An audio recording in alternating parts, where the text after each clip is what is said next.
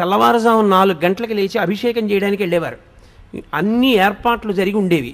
అభిషేకం చేసి చిన్న గ్లాస్తో తీర్థం తెచ్చి అమ్మ పంచం దగ్గర పెట్టి వెళ్ళిపోయేవారు. Every minute ప్రషస్. ఆయన నడుస్తూ 10 అడుగులు 5 అయ్యేటప్పటికి విజయనరసింహంకి వెళ్ళేవారు. అప్పటికి 100 మంది నుంచి ఉండేవారు తెల్లవారకట్ట ఊళ్ళ నుంచి వచ్చి. రాత్రి 10 వరకు ఆయన పేషెంట్స్ని చూసి ఇంటికి వచ్చి అమ్మ మంచం మీద కూర్చుని అమ్మ చెయ్యి ఇలా పట్టుకుని, ఏమ్మా ఇవాళ నీ కోడలు బొబ్బట్లో నేను తినవా?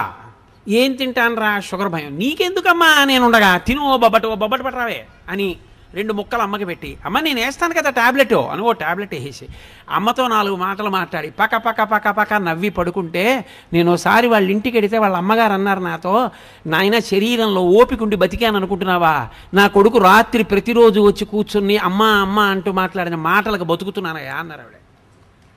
అది ఆదర బుద్ధి. అమ్మ నిన్ను ఏదో ఎత్తుకుపోతుంది నీ దగ్గర అనుకోవడం నీ కర్మ, అది నీ బుద్ధి ఎందొచ్చిన జాడ్యం. తండ్రి నీ డబ్బేదో పట్టుకుపోతాడు అనుకోవడం నీ జాడ్యం, అది నీకొచ్చిన తప్పు, నువ్వు దిద్దుకోవాలి. నీకు జ్వరం వస్తే నువ్వు మందేసుకున్నట్టు ఈ శాస్త్ర విషయంలో నీకు అవగాహన దోషం వస్తే నువ్వు నేర్చుకోవాలి. కానీ అది తిన్నగా పిల్లల తప్పని నేను చెప్పను. సవకబారు అన్నీ మనం పిల్లలకి చూపిస్తున్నాం. ఏవి చూపించకూడదో అవన్నీ చూపించి అది బాగుండాలని మీరు కోరుకునే అధికారం మీకు ఎక్కడుంది? మీరు ఏది చూపించకూడదో అది చూపించకుండా ఉండడం సమాజం యొక్క ప్రధానమైన కర్తవ్యం. అప్పుడు పిల్లలు బాగుండాలని కోరండి. అయినా ఇంకా పిల్లలు బాగుంటున్నారంటే వాళ్ళది గొప్పతనం. కాబట్టి తల్లి తండ్రి అంత గొప్పవాళ్ళు. ప్రెసిడెంట్ ఆఫ్ ఇండియా చేశాడు మహానుభావుడు, ప్రపంచం చేత కీర్తింపబడ్డాడు వింగ్స్ కలాం గారు. వింగ్స్ ఆఫ్ ఫైర్ రాసుకుని ప్రిఫేస్లో రాసుకున్నాడు, అమ్మ ఒకనాడు నేను రామేశ్వరంలో ఆకలితో ఉండి చదువుకుంటూ నీ దగ్గరికి వచ్చి చపాతీ పెట్టమంటే 2వ ప్రపంచ యుద్ధంలో గోధుమలు దొరకని రోజుల్లో నువ్వు నాకు వేడివేడిగా పొయ్యి మీద వేసి నా కడుపు నిండడానికి నువ్వు తినడం మానేసి నువ్వు పెట్టినటువంటి గోధుమ రొట్టెల వలన కలిగిన రక్తం చేత పొందినటువంటి ప్రేరణతో ఈ దేశ రక్షణ కొరకు ఉపగ్రహములను నిర్మించి భారత రాష్ట్రపతి అనిపించుకున్న ఈ అబ్దుల్ కలాం ఏదో ఒకనాడు ఈ శరీరాన్ని విడిచిపెట్టి నువ్వు ఉన్న చోటికొచ్చి నీ పాదములకు నమస్కరిస్తాడమ్మా, నీ పాదములకు ఈ పుస్తకం అంకితం అని రాసుకున్నారు. అది పరిణితి, అది పూజ్య భావన. అంటే అది ఎక్కడుందో అది చెప్పుకోవాలి. పనికి మాలిన లక్షణం మనకెందుకు? కాబట్టి ఆ విషయంలో నీ బుద్ధి యందు వైక్లభ్యం కలిగితే శాస్త్రం తెలుసుకున్న పెద్దలను అడుగు తప్ప. దోషం తల్లి నిన్నేదో చేసేస్తుంది, తండ్రి నిన్నేదో చేసేస్తాడు, నువ్వు 5 రూపాయలు సంపాదించగానే తల్లిదండ్రుల పట్ల పెడభావన కలుగుతుంది అనుకుంటే అది ఆ వ్యక్తి యందు దోషం ఏర్పడిందని గుర్తు. ఆ దోషము పరిష్కరింపబడాలి. ఆ బుద్ధి అసలు మంచిదే కాదు. తల్లిదండ్రులను మించినటువంటి వ్యక్తులు లేరు. అందుకే శంకర భగవత్పాదులు ఆ మాట అన్నారు, పూజ్యోస్తు గురువు. తండ్రి ఎవరో తెలుసా? తనంత తాను గురువు. గురువు అన్న మాటకు అర్థం ఏంటో తెలుసా? బరువు అని. తండ్రికి 80 ఏళ్ళు వచ్చాయి, కొడుకు సీనియర్ అయ్యేసి అప్పటికి. ఇప్పుడు తండ్రి గొప్ప కొడుకు గొప్ప? తండ్రి శరీరముతో ఉన్నంత కాలము తండ్రి ముందు కొడుకు చిన్నవాడే. గురువు బరువు, ఎదురుకుండా ఉన్నది లఘువు చిన్నది. అప్పుడు కూడా శుభలేఖ తండ్రి గారి పేరు మీదే ఇవ్వాలి నీకు జ్ఞానం ఉంటే. ఐఏఎస్ కదా అని ఆయన పేరు మీద ఇవ్వకూడదు, కొడుకు పేరు మీద. తండ్రిని అంతలా చూడాలి. మహానుభావుడు డిస్ట్రిక్ట్ జడ్జ్ చేశారు కృష్ణయ్య గారు. తండ్రిని ఎలా చూశారండి? నిజంగా ఎంత సంతోషపడిపోయేవాళ్ళం మనం ఆయన్ని చూసి. అటువంటి తండ్రులు అటువంటి కొడుకులు నాకు తెలుసు. కాబట్టి తండ్రి ఆయన పూజనీయుడైన గురువు. ఆయన నీకన్నా ఎప్పుడూ 4 ఆకులు తెలిసున్నవాడే. అందుకే శ్రీరామాయణంలో వాల్మీకి మహర్షి ఒక తీర్పు చెప్పారు. కొడుక్కి భార్యగా ఎవరుండాలో నిర్ణయం చేయగలిగిన అధికారి ఎవడు? తల్లి కూడా కాదు. ఎందుకో తెలుసా? తల్లిది అతి ప్రేమ. అతి ప్రేమ ఎక్కడుంటుందో శంక అక్కడ ఎక్కువైపోతుంది. అమ్మ రాశీభూతమైన ప్రేమ అన్నాను కదా. మీరు చూడండి, 8ంటికి ప్రైవేట్ నుంచి రావలసిన పిల్లాడు 8:30కు కూడా రాలేదనుకోండి, అమ్మ అంటుంది, ఏమండి వీడు ఆ సైకిల్ చక్రం బాగు చేయించుకోరా అంటే, బాగు చేయించుకోలేదు, ఏం అవ్వలేదు కదా అంటుంది. ఏం అవ్వలేదు కదా అంటే, వాడు దేన్నో గుద్ది పడిపోలేదు కదా, కాలు ఇరిగిపోలేదు కదా, చెయ్యి ఇరిగిపోలేదు కదా, నోటితో అందం. ప్రేమ ఎక్కడ ఎక్కువో శంక అక్కడ ఎక్కువ. అందుకే అమ్మ కోడల్ని నిర్ణయం చేయడంలో శంక ఎక్కువైపోతుంది. ఈ అమ్మాయి సుఖపెడుతుందా, మా ఇద్దరినీ కలిసి ఉండనిస్తుందా, అయ్యి బాబోయ్ ఏం చిచ్చెట్టేది కదా, ఎప్పుడూ శంక బెంగెక్కువ కాదు. దక్షతతో ఆత్మావై పుత్రనామాసి, తన యొక్క తేజస్సే తన కొడుకు. ఆమె నా కొడుకుని సుఖపెట్టగలదు, కోడలిగా నా వంశోన్నతిని చెయ్యగలదు, మమ్మల్ని సంతోషపెట్టగలదు.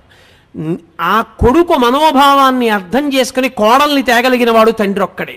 అందుకే శ్రీరామాయణంలో చాలామంది అనుకుంటారు ఏదో శివధనుర్భంగం అయింది, రామచంద్రమూర్తి సీతమ్మని స్వీకరించాడు అనుకుంటారు. తప్పు.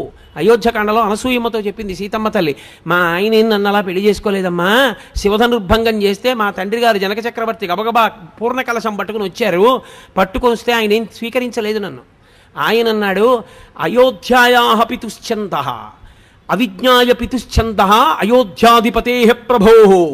నాకు ఎవరిల్లాలుగా ఉండాలో నిర్ణయించవలసిన వాడు నా తండ్రి, నన్ను చదివించినవాడు, వశిష్ఠుడి దగ్గర బుద్ధి నేర్పినవాడు, విశ్వామిత్రుడితో పంపినవాడు, నిరంతరం నా కొరకు పూజ చేసేవాడు, నా గురుకు ప్రార్థన చేసేవాడు అయిన నా తండ్రికి నా పక్కన ఎవరు భార్యగా ఉంటే సుఖపడతానో తెలియదా? ఆయన నిర్ణయిస్తే నాకు భార్య. శివధనస్సెందుకు భంగం చేశానంటావేమో, క్షత్రియుణ్ణి ఎక్కుపెట్టే. మా నాన్నగారిని పిలిచి మాట్లాడు, మా నాన్నగారు చేసుకోమంటే చేసుకుంటా, లేకపోతే నేను ఈమెను స్వీకరించానన్నాడు.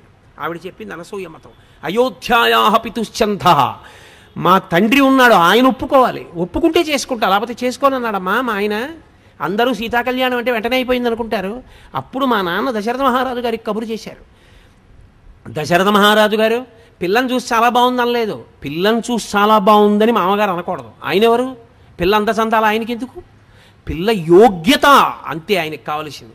పిల్ల అందంగా ఉందనవలసిన వాడెవరు? కొడుకు. నువ్వు కోడల్ని కూతురులా చూడవలసిన వాడివి, పిల్ల బాగుందో బాగోలేదో నీకెందుకు? పిల్ల సంస్కారం మంచిదిరా, కుటుంబం మంచిదిరా, పిల్ల మనస్సు మంచిదిరా, అది నువ్వు పెద్దవాడిగా లెక్క కట్టవలసింది. ఇక పిల్లల్ని నువ్వు ఇష్టపడతావా, చేసుకో. ఒరే ఇన్ని ఉన్నాయి కానీ ప్రధానమైన ప్రతిబంధకం ఒకటి ఉంది, దానివల్ల నువ్వు ఆమెతో కలిసి సంసారం చేస్తే సుఖపడవు, అందుకని వద్దులే. మనోకోణంలో తీర్పు చెప్తాడు తప్ప శరీరగతమైన అందం మామగారికి ఎందుకు? దోషభూయిష్టం. అసలు మామగారు పెళ్లి చూపులకు వెళ్ళి ఆ పిల్ల బాగుంది, ఆ పిల్ల అంగుళం పొడుగ్గా ఉంది, ఆ పిల్ల తెల్లగా ఉంది, నీకెందుకు అవన్నీ? నీ కోడలా ఎవరనుకుంటున్నావు? మహాపాతకం మూట కట్టుకోకల్లా నీకెందుకు ఆమె అందచందాలు? నీ కొడుకుని అడుగు, ఎవరా నీకు నచ్చిందా? ఆ నాన్నగారండి నాకు చాలా నచ్చిందండి, శాబాష్ పూర్ణం చేసుకో.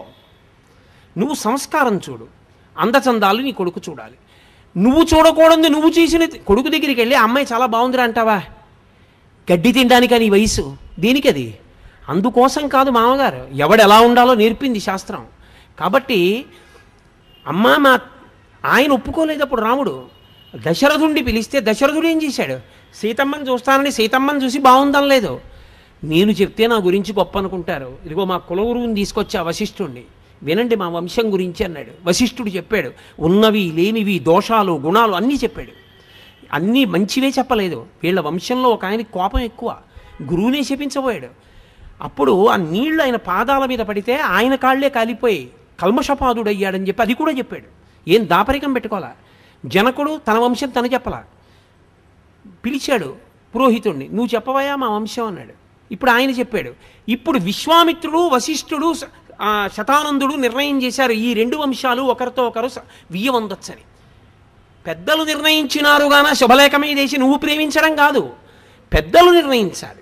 అందుకని ఇప్పుడు దశరథుడు ఒప్పుకున్నాడు, మా ఆయన నన్ను స్వీకరించాడమ్మా అంది సీతమ్మ. రామాయణం జాతికి నడవడిక నేర్పినటువంటి కావ్యం. కాబట్టి తండ్రి ఆయన దృష్టికోణము ఎప్పుడూ ఒక్కటే, నువ్వు సంతోషం, నువ్వు సంతోషం, నువ్వు సుఖంగా ఉండడం, నువ్వు సంతోషం, అదొక్కటే ఆయనకు కావాలి. నువ్వు దుఃఖపడ్డం ఆయన ఒప్పుకోడు. అటువంటప్పుడు నీ దగ్గర డబ్బు తీసేసుకుంటాడు, నిన్నేదో చేసేస్తాడు. ఆయన జీతం గురించి, నీ జీతం గురించి ఆయనకి తెలిస్తే నువ్వేదో బెంగపెట్టేసుకోవాలని నువ్వెందుకు అనుకుంటావు? అనుకోవద్దు. తండ్రి అయిన ఉత్తర క్షణంలో ఆ పురుషుని యందు ఆ లక్షణం ఏర్పడిపోతుంది. కొడుకుని సుఖపెట్టాలి వచ్చేస్తుందంటే ఆ లక్షణం. కాబట్టి ఇది తల్లిదండ్రుల యొక్క లక్షణం. అందుకే జన్మతః గురువెవరు అంటే తండ్రే. అక్షరాభ్యాసం అందుకే తండ్రితో చేయిస్తారు. అంత సుఖపడాలి, వృద్ధిలోకి రావాలన్న హృదయంతో చేయిస్తాడు. కాబట్టి కొడుకు వృద్ధిలోకి వస్తాడని ఏ కొడుకుకైనా అక్షరాభ్యాసం తండ్రి చేయించడమే వేదం అంగీకరించిన ప్రమాణము. మీరు బాగా చదువుకున్నవారు కదండి, మీరు అక్షరాభ్యాసం చేయించండి అని అడగకూడదు. అసలు నన్ను ఎందరో వచ్చి అడుగుతుంటారయ్యా మీరు అక్షరాభ్యాసం చేయించండి ఒక్కసారి, మా మనవండి మా అబ్బాయి నేను చెయ్యనని చెప్తాను. నేను చెయ్యను, అలా చేయకూడదు. నువ్వెందుకు చెయ్యవు? నువ్వు తండ్రివి, నువ్వు గురువు, నువ్వు చెయ్యి అని చెప్తుంటాను. ఎక్కడో కొన్ని కారణముల చేత కొన్ని ప్రత్యేక పరిస్థితులలో అది ధర్మం అంగీకరించింది, అక్కడ నేను చెయ్యవలసిందే అన్న వాటిని మాత్రం సంవత్సరానికి ఒక్కసారి విజయదశమి నాడు పరదేవత దగ్గర కూర్చుని 2, 3 అక్షరాభ్యాసాలే చేయిస్తాను తప్పించి ఎప్పుడు ఎవరికి అక్షరాభ్యాసం చేయించను. ఎందుకంటే వేదం అలా అంగీకరించింది. తండ్రి చేయిస్తే వాడు వృద్ధిలోకి వస్తాడు. నీకు మంత్రం ఎవరు ఉపదేశం చేశారు ఉపనయనంలో? తండ్రే. ఎందుకు చేయించారు? ఇంకోళ్ళకి తెలియదా గాయత్రి మంత్రం? తండ్రి ఎందుకు చేయాలి? గురుత్వం తండ్రిది. ఆయన పూజనీయుడు. ఆయన కన్న పూజనీయుడు లోకమునందు వేరొకడు లేడు. పూజ అన్న మాటకు అర్థం ఏంటో తెలుసా? ఎవరిని నువ్వు గౌరవిస్తే నీకు గౌరవం వస్తుందో దానికి పూజ అని పేరు. నేను భగవంతుడి పట్ల కృతజ్ఞుడనై పూజ చేస్తే లోకం నన్ను పూజిస్తుంది. అయా ఈయన కృతజ్ఞత ఉన్నవాడండి అని. తండ్రికి నువ్వు నమస్కారం చేస్తే లోకమంతా నీకు నమస్కారం చేస్తుంది. కృతజ్ఞత కలిగియుండుట, పూజనీయత పొందియుండుట, పూజించుట. తనంత తాను సహజ సిద్ధముగా పూజనీయుడు ఈ లోకమునందెవరు? తండ్రియే. ఆయన ఏం చదువుకున్నాడు, ఎంత చదువుకున్నాడు, ఎంత డబ్బుంది, ఏం చేశాడు అనవసరం. నీకు తండ్రి పూజనీయుడు, అంతే శాస్త్రం. ఇప్పుడు మిగిలిన వాళ్ళు తండ్రి లేకపోతే అన్నగారిది. కానీ అన్నగారి ఎంత దోషం ఉన్నవాళ్ళు ఉంటారు లోకంలో. త్యాగరాజస్వామి వారి పెద్దన్నగారు లేడు, జపేశుడు ఉన్నాడు. నేను మొన్న తిరువాయూరు వెడితే ఇప్పుడు జపేశుని యొక్క వంశంలో వాళ్ళే అక్కడ అర్చకత్వం వహిస్తున్నారు. మేము 7వ తరం వాళ్ళమండి. అయ్యోయ్యో గురువుగారు మీరు వచ్చారా, రండి మా ఒకసారి త్యాగరాజస్వామి వారు తిరిగిన ఇల్లు అవి చూపిస్తామని పాపం తీసుకెళ్ళి చూపించారు. వేరు మాట అనుకోండి. కానీ అన్నగారు జపేశుడు తమ్ముడైన త్యాగరాజస్వామి వారిని ఎంతో బాధ పెట్టాడు. కానీ శాస్త్రం ఏమంటుందో తెలుసా? ఆయన తప్పు చేశాడు, ఆయన యందు దోషం. నువ్వు తమ్ముడు, అన్నగారి పట్ల నువ్వు తప్పు పట్టవద్దు. ఆయన దోషభూయిష్ఠుడై ఉన్నాడు, ఈశ్వరుడు ఆయన మీద తగిన చర్య తీసుకుంటాడు. నువ్వు నీ వైపు నుంచి నీ ధర్మాన్ని నువ్వు పాటించాలి. అన్నకు ఒక నమస్కారం చేసి వెళ్ళిపోవడమే. ఎదురుపడి తిరగబడవద్దు. అన్న చెడ్డవాడైతే ఒకనాడు మారతాడు. కానీ అసలు యథార్థమునకు మానవీయ సంబంధముల యందు అన్నదమ్ములకు ఉండవలసిన లక్షణమేమి అంటే వాల్మీకి మహర్షి రామాయణంలో ఒక మాట చెప్పిస్తారు రాముడితో. ధర్మమర్థంచ కామంచ పృథివీంచాపి లక్ష్మణ ఇచ్చాపి భవతామర్థే ఏతత్ ప్రతిశృణోమితే అంటాడు. ధర్మము, అర్థము, కామము ఈ 3 నా తోబుట్టువులు అనుభవించిన నాడు తప్ప నేను అనుభవించనన్నాడు రాముడు. అది అందుకే చిట్ట చివర పట్టాభిషేకానికి విమానం దిగినప్పుడు క్షవరం చేయించుకోవయ్యా అంటే తమ్ముళ్ళ వంక చూశాడు. అడగకపోయినా అరణ్యవాసం చేయమని నా వెంట వచ్చి లక్ష్మణస్వామి జుత్తు చూడండి. రాజ్యం తల్లి తెచ్చి ఇచ్చినా అక్కర్లేదని నందిగ్రామంలో కూర్చుని మహానుభావుడు పాదుకలు సింహాసనం మీద పెట్టి పరిపాలించిన భరతుడి జుత్తు చూడండి. వాళ్ళు జుత్తు తీసుకోకుండా నేను జుత్తు ముందు తీసుకుని సహేగంగా తయారవనా? ముందు తమ్ముళ్ళకి తీయండి, తర్వాత నేను తీసుకుంటానన్నాడు. అది అన్నగారంటే. ఉండరా దోషభూయిష్టమైన అన్నదమ్ములు ఉంటారు, కానీ లోకంలో ఆదర్శవంతమైన అన్నదమ్ముల్ని తీసుకోవాలి. అందుకే శ్రీరామాయణ కావ్యం ఒక్కటే లోకమునకు ఎన్నో నేర్పుతుంది. మీరు చూడండి, వాలి సుగ్రీవులు, సుగ్రీవుడు భార్యను కూడా వాలెత్తుకుపోతాడు. అదో అన్నదమ్ములు. వాలి చచ్చిపోయాడు, సుగ్రీవుడు మిగిలాడు. రావణ విభీషణ కుంభకర్ణులు. విభీషణుడు ధర్మాత్ముడు, ఎంత చెప్పాడో అన్నయ్య వద్దన్నయ్య, అన్నయ్య వద్దన్నయ్య. తమ్ముడు చెప్పాడు, వినలేదు, బయటికి గెంటేశాడు. రావణుడు చచ్చిపోయాడు, కుంభకర్ణుడు చచ్చిపోయాడు, విభీషణుడు మిగిలాడు. ఈ విభీషణుడు ఈ సుగ్రీవుడు రామపట్టాభిషేకానికి వచ్చారు. విమానంలోంచి రామచంద్రమూర్తి కిందకి దిగుతున్నారు. భరతుడు పరుగున వెళ్ళి నేల మీద పడి నమస్కారం చేసి చెప్పుల జత తీసుకొచ్చి, అన్నయ్య 14 ఏళ్ళు అడవుల్లో తిరిగావన్నయ్య నా వల్ల, మా అమ్మ కోరబట్టి, అన్నయ్య తొందరగా చెప్పులు వేసేసుకో అన్నయ్య అని కాళ్ళ కింద చెప్పులు పెట్టాడు. మొదట ఏడిచిన వాళ్ళు ఎవరో తెలుసా? సుగ్రీవుడు, విభీషణుడు. అరే అంత తపస్సు చేసినవాడు రామ, అన్నయ్య 3 లోకములను శాసించినవాడు చచ్చిపోయాడు రా, అనవసరంగా అన్నీ చెప్పేశాను, ఇలా మేము కలిసి ఉండలేకపోయాను రా, ఆ అన్నయ్య చచ్చిపోయాడు, ఎంత గొప్పవాడు రా కుంభకర్ణుడు, పాపం నిద్రపోతూ లేచి అన్నం తిని పడుకునేవాడు రా, బ్రహ్మగారి శాపానికి చచ్చిపోయాడే. కళ్ళొత్తుకున్నాడు. సుగ్రీవుడు, అరే ఇంద్రాంశలో పుట్టాడు మా అన్న, ఏడి చచ్చిపోయాడు అని తమ్ముడు కళ్ళొత్తుకున్నాడు. నువ్వు కలిసి ఉన్న అన్నదమ్ముల్ని చూసి నువ్వు ఏడిచే రోజు తెచ్చుకోకు. నువ్వు కూడా కలిసి ఉండడం జీవితంలో నేర్చుకో. కానీ ఒక్కటి మాత్రం నేను యథార్థం చెప్తున్నాను, ఇది చెప్పినంత తేలిక మాత్రం కాదు. ఎందుకో తెలుసా? అన్నగారు మహాధర్మాత్ముడైతే అన్నగారి మొహం చూడ్డానికి ఇష్టపడని తమ్ముళ్ళు నాకు తెలుసు. ఆయన మహాధర్మాత్ముడు. ఆయనే ఆ తమ్ముడు సొమ్మెత్తుకుపోయేవాడు, తమ్ముడు పాడైపోవాలని కోరుకునేవాడు కాదు. ఎప్పుడూ తమ్ముడు వృద్ధిలోకి రావాలని కోరుకునేవాడే. అయినా అన్నగారి ముఖం చూడని తమ్ముళ్ళు నాకు తెలుసు. తమ్ముడు చాలా యోగ్యుడే, కానీ తమ్ముడి ముఖం చూడని అన్నలు నాకు తెలుసు. అటువంటి వాళ్ళు మాత్రం నా ఎరుకలో ఉన్నారు. దీనికి పరిష్కారం ఎవరి చేతిలో ఉందని అడిగారు. తల్లిదండ్రులు చూస్తారు. వాళ్ళ తృప్తి కొరకు నువ్వు చెయ్యాలి. అందుకే ఎంత కొట్టుకు చచ్చిపోయినా ఒక్కసారి మాత్రం కలుసుకోమని చెప్పింది శాస్త్రం. అప్పుడు కూడా కలుసుకోకపోతే ఇక ఆ అన్నదమ్ములు మేము ఫలానా వారి కొడుకులవండి అని చెప్పుకోవడానికి అనర్హులు. తండ్రి కానీ తల్లి కానీ చనిపోయిన రోజు వస్తే అన్నదమ్ములు ఆ రోజున కలిసి ఆ ముందు పుట్టినవాడి చెయ్యి కింద పెట్టి వెనక పుట్టిన వాళ్ళు పైన చేతులు పెట్టాలి. అక్షయతృప్తి ద్వారా పునరావృత్తిరహిత శివసాయుధ్య సిద్ధ్యర్థం అని చెప్తూ నీళ్లు పోస్తాడు. ఆకరణ పుట్టినవాడు పోసిన నీళ్లు అక్షతలతో కలిపి పెద్దవాడి చేతి మించి కింద పడాలి. తండ్రి అప్పుడు వచ్చి చూస్తాట, అరే ఇద్దరిని కన్నాను, పెద్దవాడు తద్దినం పెడుతున్నాడు, నీళ్లు ఒడిచిపెడుతున్నాడు, వాడు రాడు, వీడు పిలవడు, వీడు బుద్ధి చెప్పలేదు, వీడు గట్టిగా చెప్పలేదు, వీడిది తప్పే అని ఏడుస్తూ పుచ్చుకుంటాట నీళ్లు. మరి 3 తరాలు ఉండద్దు దక్షిణ దిక్కున పితృస్థానంలో. కాబట్టి అన్నదమ్ములన్న వాళ్ళు తమని కన్నవాళ్ల యొక్క కనీస గౌరవాన్ని దృష్టిలో పెట్టుకున్నప్పుడు 50 ఏళ్ళు వచ్చేసేయి అన్నకి ఎన్నాళ్ళు ఉంటాడు? మహా ఉంటే మీ ఇంట్లో ఉన్న ఆయుర్దాయాన్ని దృష్టిలో పెట్టుకున్నప్పుడు ఇంకో 15 ఏళ్ళు ఉంటాడు. ఇంకొక 15 సంవత్సరాలు ఆయన బతికితే ఆయన తెలివేసి ఉండేది 7.5 సంవత్సరాలు. ఒక రాత్రి నిద్రపోతాడు కాబట్టి 7.5 సంవత్సరాల్లో ఆయన ఏడాదికి మీ దగ్గరికి వచ్చి మాట్లాడితే ఏడాదికి 2 రోజులు కలుసుకుంటారు. కాబట్టి 7.5 సంవత్సరాల్లో అర సంవత్సరం వదిలేసిన ఇక 14 రోజులు. 14 రోజులు అన్నాదమ్ముడు పక్క పక్కన కూర్చున్నా 14 రోజులు మాట్లాడుకోరుగా.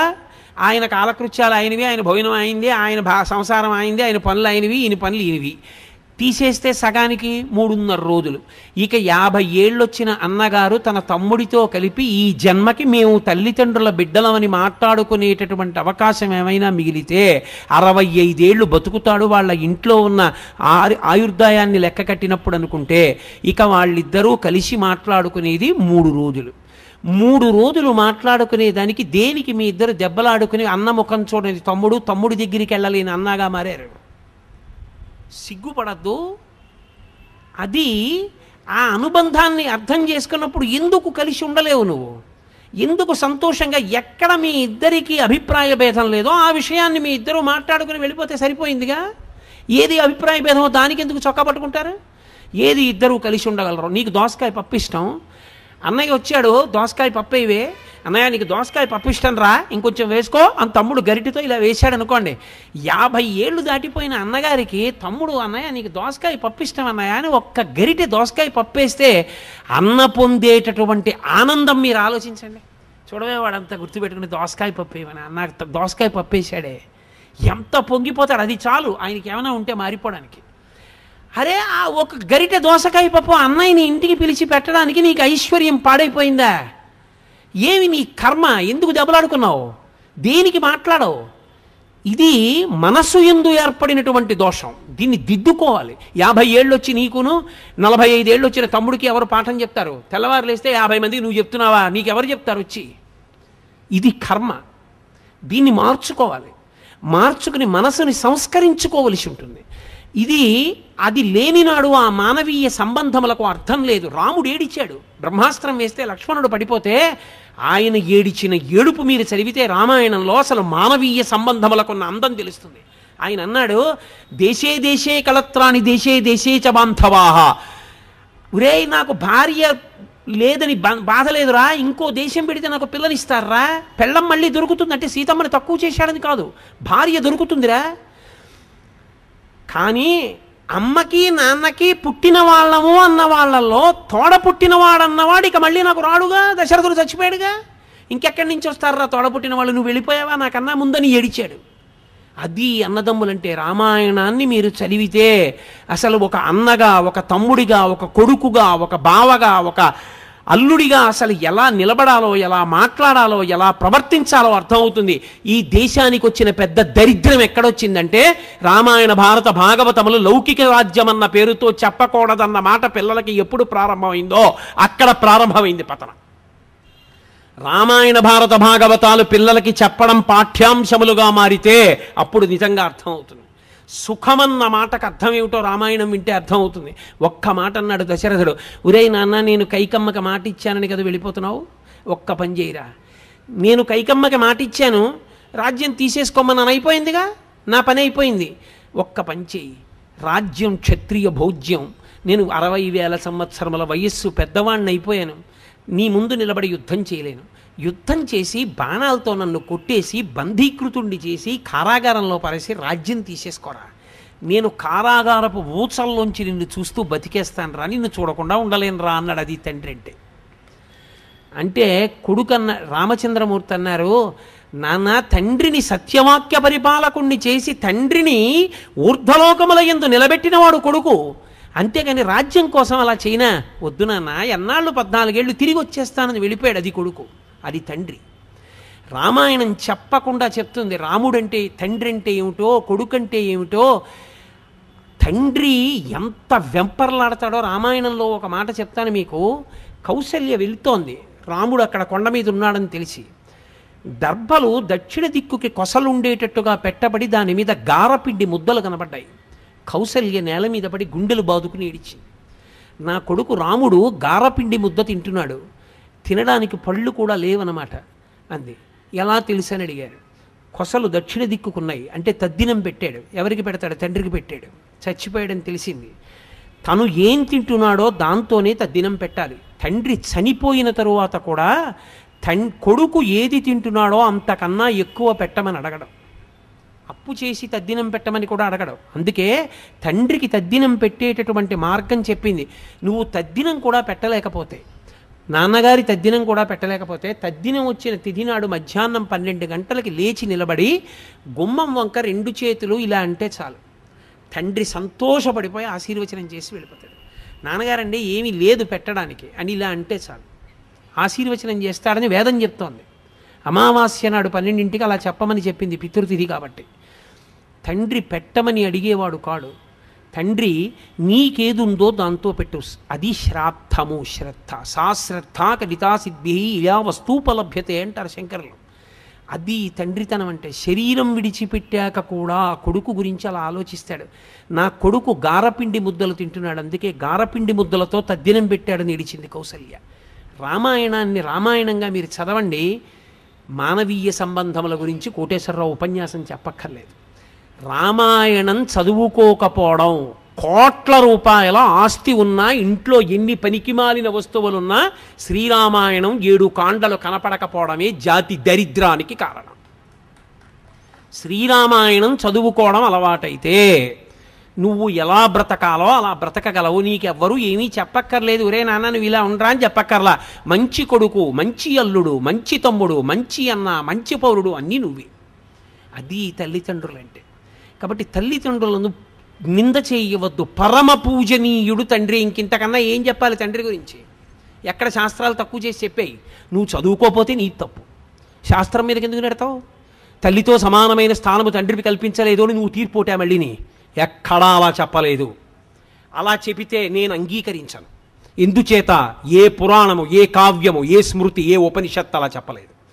తండ్రి తండ్రే, తల్లి తల్లి. అలా ఇద్దరు ఉండకపోతే ఆ బండి నడవదు. అంతే. అలా నడవాలి అంటే వాళ్ళిద్దరి యందు అటువంటి లక్షణములతో వాళ్ళు సమైక్యం అయితేనే నిలబడుతుంది కుటుంబం. కాబట్టి అది తల్లిదండ్రులు. అది అర్థం చేసుకున్న నాడు నువ్వు వృద్ధిలోకి వస్తావు. ఇక వైదిక సంబంధము అని ఒకటి ఉంటుంది. సరే, నేను దాని గురించి ఇంకా ఎక్కువగా మాట్లాడితే ఎంతగాని నేను మాట్లాడగలను. దేహ సంబంధం, పుట్టుకతో వచ్చే సంబంధాలు అవన్నీ, అన్న తమ్ముడు అక్క చెల్లి ఇవన్నీ తీసేస్తానండి అంటే మీరు తీసేయలేరు. పినతల్లి పెదతండ్రి అంతే, ఆ పుట్టుకతో వచ్చేసింది. వైదిక సంబంధము వేదము వలన ముడిపడుతుంది. ఆ సంబంధం వేదమును ప్రమాణము చేసుకుని ముడిపడుతుంది. అందుకే అగ్నిసాక్షిగా అంటారు. పెళ్ళి అగ్నిసాక్షిగా ఎందుకో తెలుసా? కన్యాదాత గారు కాదు పిల్లనిచ్చేది, అగ్ని ఇస్తాడు.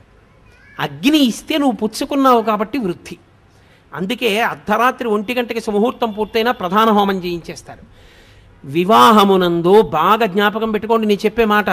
వివాహమునందు 3 ఏకం చేస్తారు. ఈ 3 ఏకం చేసిన కారణం చేత ఇద్దరు ఒకటవుతారు.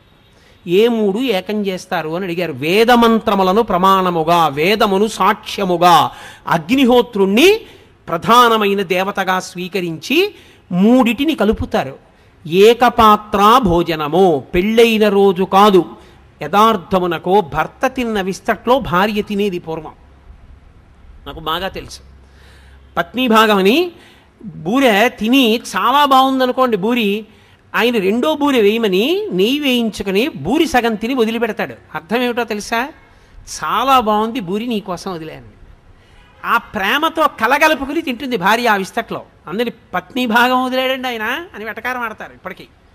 ఓ బూరి మొక్క వదిలేశాను అనుకోండి నేను విస్తట్లో, దాని అర్థం ఏమిటంటే, ఏమో బూరి చాలా బాగుందో నువ్వు తిను అని 10 మందిలో అనలేక నేను వదిలేస్తే ఆ విస్తట్లోనే అన్నం పెట్టుకున్నప్పుడు ఆ బూరి గుర్తు అనమాట. 2 బూర్లు తినడానికి అన్నం తక్కువ తిను, బూర్లు బాగున్నాయి ఇవాళ అని. అందుకని ఏకపాత్రా భోజనము, పెళ్ళైన రోజు 2 పాత్రలలో భోజనం చేయరు, ఒక్క పాత్రలోనే వడ్డించి ఇద్దరిని భోజనం చేయమంటారు. ఒక విస్తరి. ఏక వస్త్రధారణము, ఇద్దరు కలిపి ఒక బట్టే కట్టుకోవాలి. అది ఎలా? అసహ్యంగా ఉండదు సభాముఖంగా. అందులో యథార్థములకు 3 రోజులు చేయాలి పెళ్ళి. 3 రోజులు పెళ్లి చేసినప్పుడు మంగళస్నానం అని చేయిస్తారు పీటల మీద తీసుకొచ్చేటప్పుడు. ఏ మంగళస్నానం చేశారో ఆ మంగళస్నానం చేసిన బట్టలతోటే 3 రోజులు ఉండాలి, ఇక మధ్యలో స్నానం చేయకూడదు. మంగళస్నానం అని ఎందుకు పిలుస్తారంటే, మంగళస్నానం వేదమంత్రం లేకుండా చేయించిన పార్వతీ పరమేశ్వరులు ఆవహిస్తారు పెళ్లి కొడుకుని పెళ్లి కూతురు. అందుకని వాళ్ళు నిత్యశుద్ధులు. ఎవరైనా జ్ఞాతి చచ్చిపోయినా ఇక వాళ్ళకి అశౌచం రాదు, 3 రోజులు నిలబడుతుంది అది. కాబట్టి 3 రోజులు ఇక స్నానం చేయరు. ఏకవస్త్రం ఎలా కట్టుకుంటారు? ఇద్దరు కలిపి ఓ బట్ట ఎలా కుదురుతుంది? అందుకని ఆమె బట్ట ఈమె బట్ట కొంగులు ముడివేసేస్తారు. బ్రహ్మముడి పడిందిరా అంటారు. బ్రహ్మముడి పడిందిరా అంటే ఒక బట్ట కట్టుకున్నారు, ఒక పాత్ర యందు భోజనం చేశారు, అన్యోన్యంగా బతికిన దంపతులకి తాంబూలం ఇచ్చి ఏకశయ్యాగతులు అవుతారు. ఈ 3 ఏకమవడం బయట మీ ఇద్దరూ ఏకమై ఉండడం కాదు, మీ మనసులు కూడా అలా ఏకమవ్వాలని చెప్పడానికి అఘోర చక్షుహు అన్న మంత్రం చెప్తూ సుముహూర్తానికి ఒకరి కందులలో ఒకరు చూసుకుని జీలకర్ర బెల్లం పెట్టుకుంటారు. జీలకర్ర బెల్లం ఎందుకు పెట్టుకోవడం అంటే, జీలకర్ర మంగళద్రవ్యం, బెల్లం నిలవ దోషం లేని పదార్థం. రెండిటినీ కలిపి నూరితే అందులోంచి ధనాత్మక విద్యుత్ వస్తుంది. అది బ్రహ్మస్థానమునందు పెట్టుకుంటే ఇద్దరి మధ్య అన్యోన్యత అంకురిస్తుంది. నేను ఇలా అన్నానని అనుకోకండి, షష్ఠి పూర్తి అయిపోయింది ఆయనకి. ఆవిడ లోకం దృష్టిలో అమ్మమ్మ అయిందేమో, ఈయనకి మాత్రం కొత్త పెళ్లి కూతురులాగే ఉంటుంది. అలా ఉండాలనే వేదమంత్రం చెప్పింది. అందుకే తాళి కట్టేటప్పుడు కాడి పెట్టి నీళ్లు పోస్తారు. హరదత్తాచార్యుల వారు వ్యాఖ్యానం చేశారు, చర్మవ్యాధులు వచ్చి ఒంటి మీద మచ్చలు వస్తే భర్తకి భార్య యందు అనురక్తి పోతుంది. అలా వివర్ణము కాకుండా ఎన్నేళ్ళొచ్చినా ఆయన అనురక్తి ఆమె యందు మాత్రమే నిలబడేటట్టుగా దేవతల యొక్క అనుగ్రహాన్ని కురిపిస్తారు ఆ సమయంలో మంత్రముల చేత. అందుకని కాడితో నీళ్లు పోయించి మంగళసూత్రం కట్టిస్తారు. ఇది వేదము చేత పడిన ముడి, వేదము ప్రమాణముగా పడిన ముడి. చిత్రం ఏమిటో తెలుసా? ఈ ముడిని బట్టే నిన్ను కన్న తల్లిదండ్రుల అభ్యున్నతి కూడా ఆధారపడుతుంది. చిత్రం ఏమిటంటే, లోకంలో అన్నిటినీ దాటి పరమ పవిత్రమైపోయిన అనుబంధం ఇది భార్యాభర్తల అనుబంధమే. అందుకే విశ్వనాథ సత్యనారాయణ గారు 1000 పడగలు రాస్తూ అబ్బా ఓ మరచెంబును అడ్డుపెట్టి దాంపత్యాన్ని వర్ణించాడు మహానుభావుడు.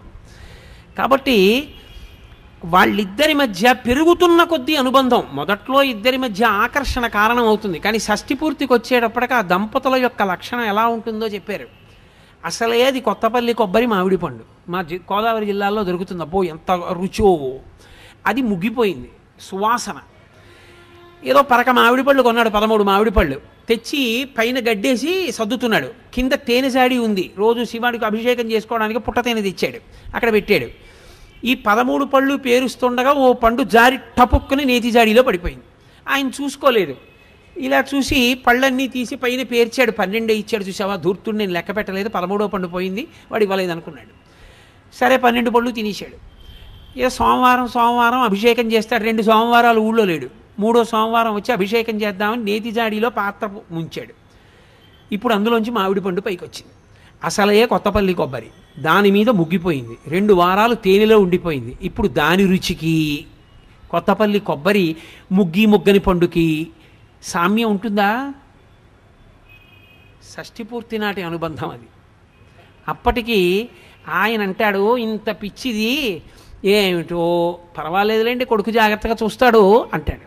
ఆవిడంటుంది, మహానుభావుడు మళ్ళీ జన్మంటూ ఉంటే ఆయనకే ఇల్లాలు అవ్వాలంట. అప్పటికి ఆ అనుబంధంలో ఉన్న పవిత్రత అది.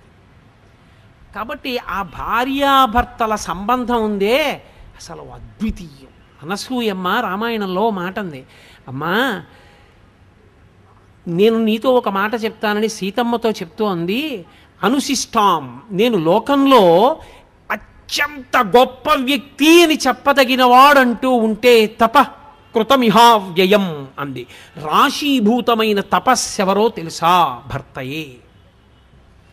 ఆమెకి ఏం తెలుసు ఏం తెలీదు అనవసరం, ఆయన ఇల్లాలు గౌరవం అంతే.